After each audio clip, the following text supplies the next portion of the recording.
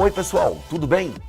Estamos de volta, desta vez para falar do tema teoria demográfica. Vamos analisar com você as principais teorias demográficas que aparecem em diferentes provas de vestibulares e principalmente no Enem.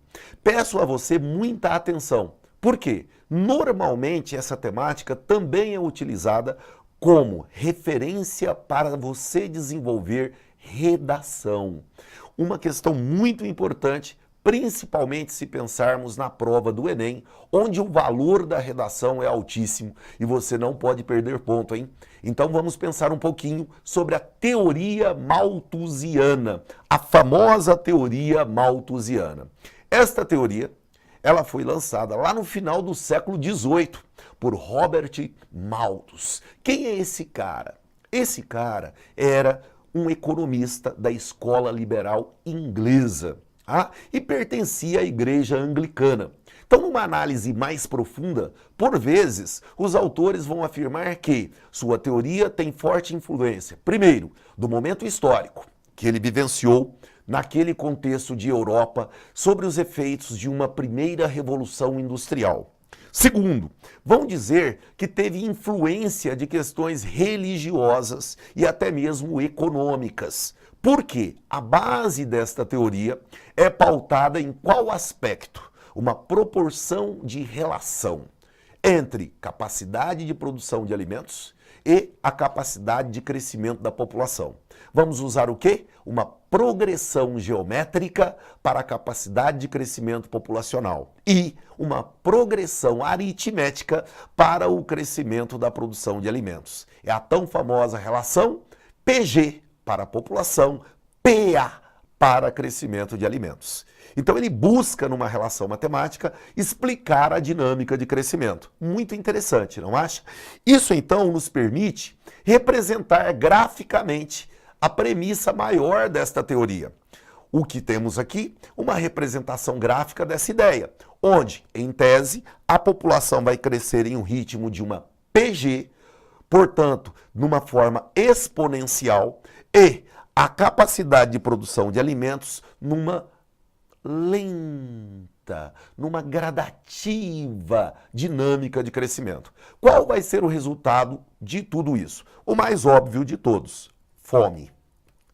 Então, cria-se aí uma perspectiva catastrófica para o tema, onde vamos ter uma grande preocupação. Vai faltar alimentos.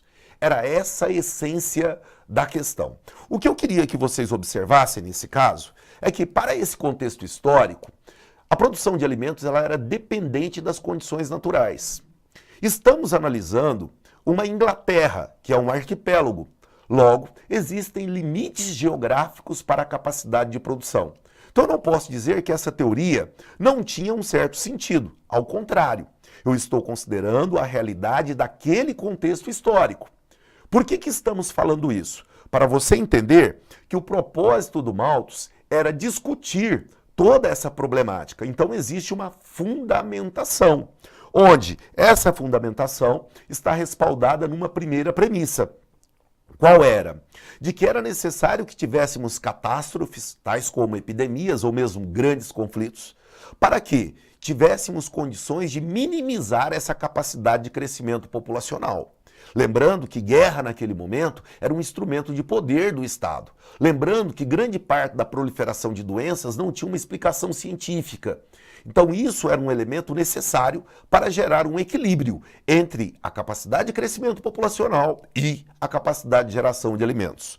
Um outro aspecto importante é observar esse aspecto da subsistência. Veja que eu ainda não falo em uma produção de alimentos de caráter comercial. A ideia é produzir um alimento como um quê? Papel social, um produto social. O que você sabe? Que com os efeitos da modernização produtiva, em especial no século XX com a Revolução Verde, a capacidade de produção de alimentos cresceu assustadoramente. E óbvio que essas premissas caíram por terra. Então você deve analisar que esta teoria hoje ela é bastante questionada. Porém, você não pode esquecer que o Malthus desenvolveu uma proposta de que era necessário exercer o quê? uma política antinatalista para evitar o colapso da produção de alimentos e evitar a fome. Daí você retira algumas perguntas. A primeira delas, a fome então é um problema de produção? Resposta, não. A fome se transformou em um problema de distribuição, em especial distribuição de renda. Por quê? Porque hoje o produto alimentar, antes de qualquer coisa no sistema capitalista, é uma mercadoria. Assim sendo, é necessário ter dinheiro para ter acesso a ela. Portanto, a fome continua a existir. Uma questão já muito debatida e que já foi, por vezes, tema de redação nos diferentes vestibulares do Brasil. Segundo ponto importante, o que faz com que essa teoria caia por terra? O aumento da capacidade de produção, principalmente no campo, em razão dos efeitos da Revolução Verde, que vai ser também denominada de modernização produtiva. Logo, esta teoria teve muita força, ela ainda aparece e você deve ter muito cuidado com esta teoria nos nossos vestibulares, ok? Mas vamos pensar um pouco. Se os pressupostos dessa teoria caíram por terra, você tem que se perguntar, surgiram outras teorias? Com certeza. Então, nos acompanhe, porque vamos falar das outras no nosso próximo encontro. Um grande abraço para você e até breve.